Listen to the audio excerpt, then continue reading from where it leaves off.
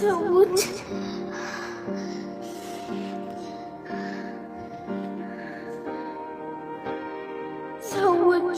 አረ ሰዎች ትልቁ ሰውዬ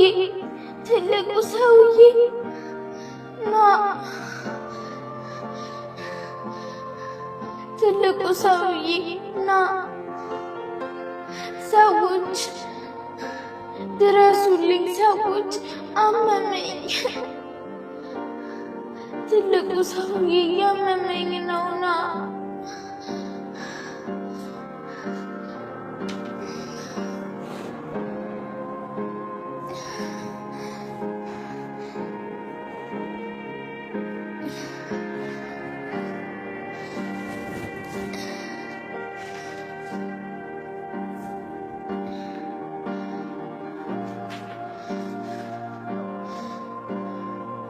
ትልቁ ሰውዬ ነው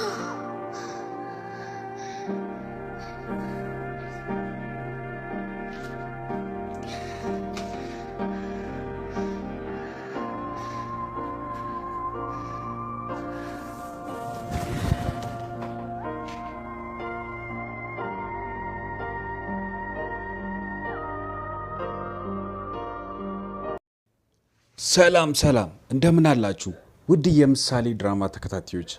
ምሳሌ ድራማ በጣም አሪፍ ሁኔታ ላይ ይገኛል። በጣም ደስ የሚሉ ነገሮችን እያሳየ ይገኛል። በስተመጨረሻ ግን በጣም ያስጠላ ነገር ነው ያሳየው። አካሄዱ ምሳሌ ድራማ እየሄደ ያለው ሙድ ደስ ብልም መጨረሻ ላይ ግን ያሳየው ነገር በጣም አሳዛኝ ነገር ነበር ያሳየው። ይሄ ምንድነው? ምሳሌ እንግዲህ በጣም ደክማለች። እዛ ቤት እንግዲህ ከመቆየቷ ብዛት በጣም ደክማለች። አሁን ራሷን ስታ ነበር ወደቀችው።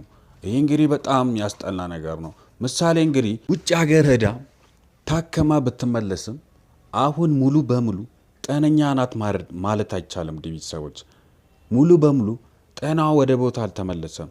ይሄ በጣም የሚያሳዝን ነገር ነው። እሷ ደግሞ በተፈጥሮ የምትፈልገው እንክብካቤ ትፈልጋለች። አሁን በጣም ተጨንቃለች። እዛኔ እንግዲህ የምታስታውሱት ከሆነ ብሩክ እያለም እንዳትጨነቂ ነው የምላት። እሷ እንግዲህ ብዙ ካሰበችና ከተጨነቀች ህመሟ ይነሳባታል። ይሄ እንግዲህ አሁን በጣም የሚያስጠላ ነው። አሁን ያለችበት ሁኔታ ላይ በጣም ከባድ ጭንቀት ውስጥ ትገኛለች። ይህም እነዚህ ሰዎች እንግዲህ አሁን መጨረሻ ላይ በጣም አሳሳቢ ደረጃ ላይ ይገኛሉ። መድብልም ቀላል ሰው አይደለም። ኤፍራታን እንደምንም ብሎ አስማምቷታል። ይሄ እንግዲህ ምንድነው እነሱን ከኤፍራታ ውጭ የሚያውቁት ሰው ስለሌለ ኤፍራታን እንደሚይዙትና ኤፍራታ ከደወለች ደግሞ እሷ ጋር መጥቶ እሷን እንደሚያግቱ መድብል ቀድሞ ስላወቀ ነው ኤፍራታን ያሳገተው።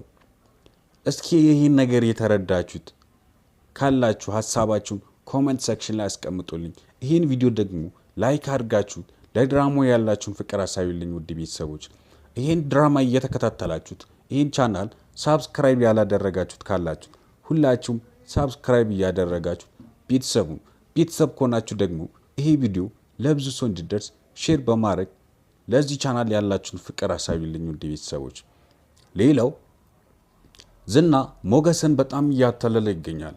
ይሄም እንግዲህ ምንድነው በምንም ታሪክ ዝና የፍቼ ወረቀት ላይ ምንም አይፈርምም።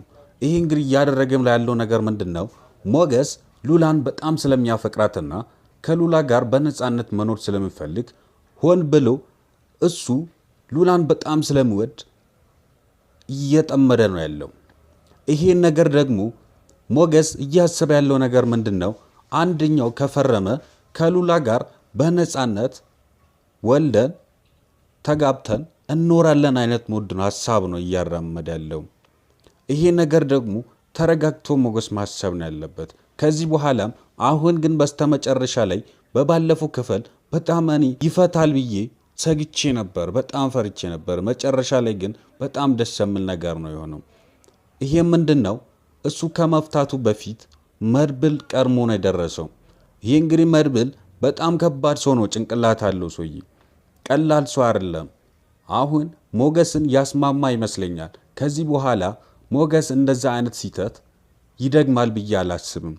አሁን ግን ዝና እያደረገ ያለው ነገር ምንድነው እርስ በርሳቸው በጣም እንድጣሉና እንዳይተማመኑ እያደረገ ነው ያለው። ይሄ ምንድነው የብሩክን ምስት እንዳማገጠና ሞገስ ለብሩክ አንደኛው ጠላቱ እንደሆነና ከብሩክ ጋር በጣም እንደማይዋደዱና አሁንም እብን እሱ ያለበትን ሁኔታ ያውቃል እያለ እርስ በርሳቸው እንዳይተማመኑ እያደረገ ነው ያለው።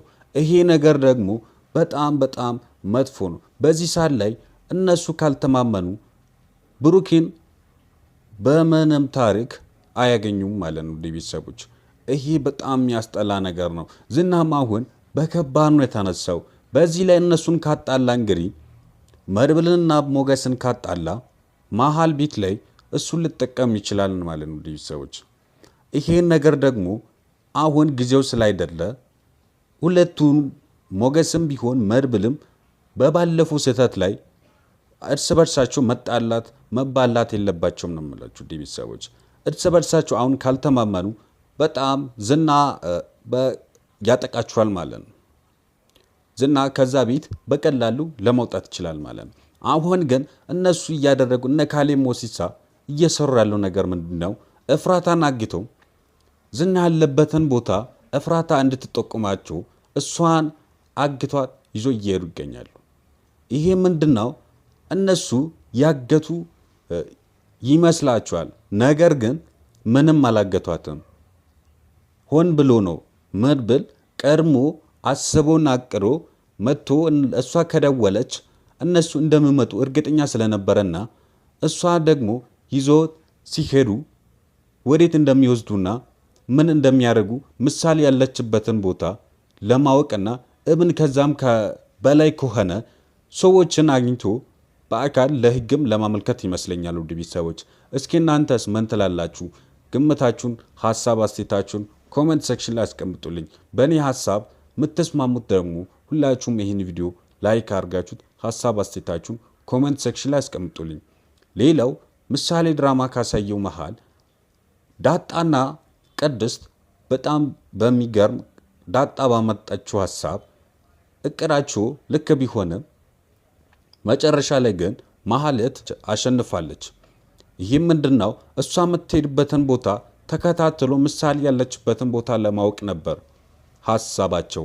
ነገር ግን ማህሌትም የዋዛ ሰው አልነበረች። እሷም በጣም አሁን እየጎበዘች ትገኛለች። እናም አሁን እቅዳቸው አልተሳካላቸውም። ነገር ግን በሚቀጥለው ሰዓት ክፍል ላይ ሌላ ነገር ፈጥሮ ያሳያሉ ብዬ ተስፋ አድርጋለሁ። ውድ ቤተሰቦች አሁን ዳጣም እንደዚሁ ሌላ አዲስ ነገር ወደኋላ እነሱም ሳይሉ ቅድስትም ደፋር መሆን አለባት በዚህ ሰዓት ላይ። ምክንያቱም እነሱ ከፈሩና ለነዛ ከተሸነፉ እጅ ከሰጡ በምንም ታሪክ እነሱ የሚሉትን ነገር ከተገበሩ በምንም ታሪክ ምሳሌ ልትለቀቅ አትችልም። ምሳሌን ብለቁም እብን ብሩኬ ያለበትን ሁኔታ በምንም ታሪክ አይነግሩም ማለት ነው።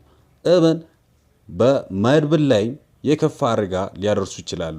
ይሄን ነገር በግንዛቤ ውስጥ በማስገባት ቅድስትም ዳጣም አካሂዳቸውን ማስተካከል ነው ያለባቸው ነው የምላችሁ ቤተሰቦች። እስቲ እናንተስ ምን ትላላችሁ? ሀሳብ አስተያየታችሁን በድራማ ዙሪያ ላይ ኮሜንት ሴክሽን ላይ አስቀምጡልኝ።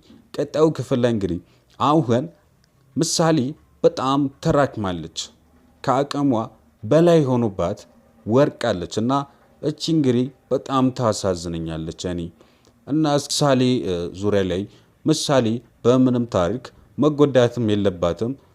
ምሳሌ በምንም ታሪክ መሞት የለባትም። እስኪ ምሳሌ የምትወዱት ሁላችሁም ይህን ቪዲዮ ላይክ አድርጋችሁት ኮሜንት ሴክሽን ላይ እየገባችሁ ምሳሌ ምንም መሆን የለባትም እያላችሁት ለምሳሌ ያላችሁን ፍቅር አሳዩልኝ ውድ ቤተሰቦች። ቀጣይ ክፍል ላይ እንግዲህ ምን ይፈጠራል? ግምታችሁን ሀሳባችሁን ይሆናል ወይንም ደግሞ ይሄ እንደዚህ ይሆናል፣ ይሄ ደግሞ እንደዚህ መስተካከል አለበት የምትሉት ነገር ካለ ኮሜንት ሴክሽን ላይ የገባችሁ ሀሳብ አስተያየታችሁን አስቀምጡልኝ። ቀጣዩ ክፍል እንግዲህ አሁን እየተዘጋጀ ስለሆነ ተዘጋጅቶ እንዳለቀ ወደ እናንተ ቶሎ እንዲደርስላችሁ ይህን ቻናል ሳብስክራይብ ያላደረጋችሁት ሁላችሁም ሳብስክራይብ እያደረጋችሁት ቤተሰቡን፣ ምክንያቱም ድራማው እንደተለቀቀ ወደ እናንተ ቶሎ እንዲደርስላችሁ ማለት ነው። ይህን ቪዲዮ ደግሞ ለብዙ ሰው እንዲደርስ ሼር በማድረግ ተባበሩልኝ። በቀጣዩ ክፍል እስክንገናኝ ድረስ በያላችሁበት በዓለም ዳርቻ ሁሉ ሰላማችሁ ይብዛልኝ። ቻው